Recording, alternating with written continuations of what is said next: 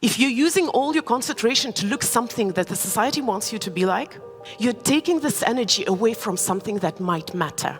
If you've seen Soviet Olympic sports, there were people who broke and they were discarded. We idealize punishment, hard criticism, being hard on yourself as the only way to success, because we only look at people who have succeeded. You guys are not broken, and you don't need fixing.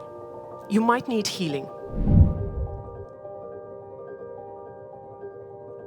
If you are using half of your concentration to look normal, you're only paying half attention to what matters. If you're using all your concentration to look something that the society wants you to be like, that your peers want you to be like, that maybe you want yourself to be like, you're taking this energy away from something that might matter, that might save your life. I've been teaching self-love for quite a few years now, and one of the most common objections that I hear is, but isn't moderate level of self-criticism healthy? We think that we criticize ourselves out of best intentions because we want to be better, right? So you have to criticize yourself. You have to be objective, realistic. So there are two ways to raise children, and I love comparing self-love to loving children, because I believe that the most natural and the easiest way for us to experience unconditional love is when you have your children, and if you're more or less sane parent, because I've seen parents who don't love their children, but imagine. And if you don't have children, maybe you have pets, plants, whatever you love unconditionally. There are two ways to raise children. I was born in Soviet Union. I was actually full on in Soviet Union, and Soviet Union was known for enforcement methods. So if you know sports, you know that Soviet sports were quite high standard. Soviet Union had a lot of Olympic champions. And how it worked, it was very simple. There was an institution called Olympic Reserves. They plucked really young kids, they took them into the Olympic reserves, and they built Olympians. When I was 4 years old, it was 81, they came and they picked me in kindergarten for the Olympic reserves for gymnastics, because I had a great potential. And I swear to you, this is probably one of the earliest memories I have in my life, this training. They forced me into split right away. It was a mincing machine because they were creating Olympians. So I cried and I begged my mom never to take me to that training again. So the next year when they came and they picked me up for figure skating, because obviously I had potential, my mom said, no, we've tried already. So you might say I was a failure, because I was. I didn't last the mincing machine, so I didn't become an Olympian. I became a speaker instead.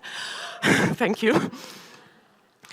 I was a failure in sports, to the point that when I studied in school, I had straight A's in everything except physical education. I still struggle with sports.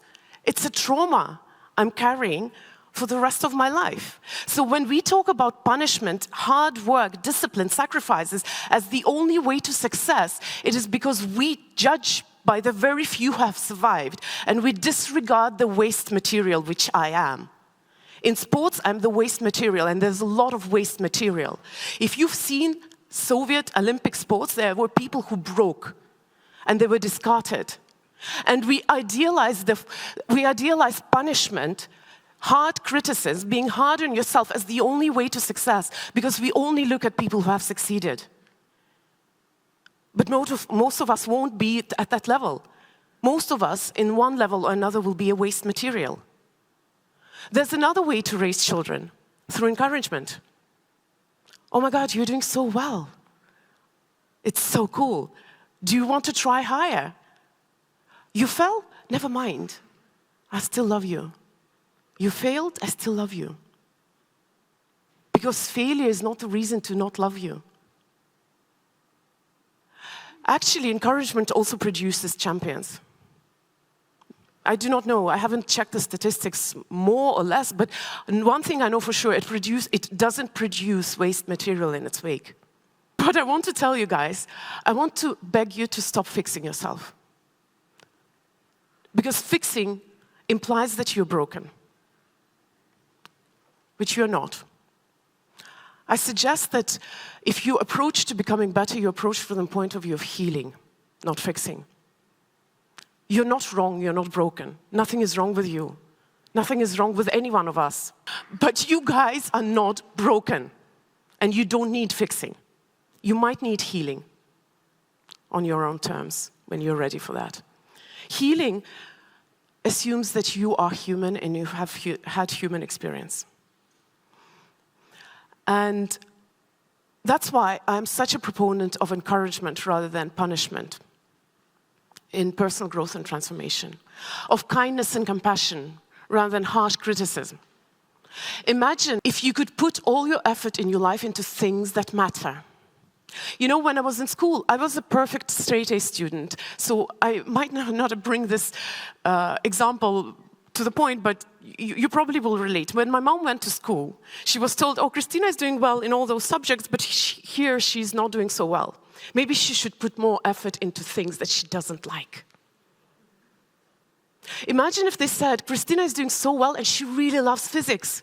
What if she puts more effort into something she really loves? It's called the green marker and the red marker technique. Red marker is when you're pointed to your flaws, to things you have to fix to become better, to become perfect. Green marker is when you're pointed to the things where you're good at right now.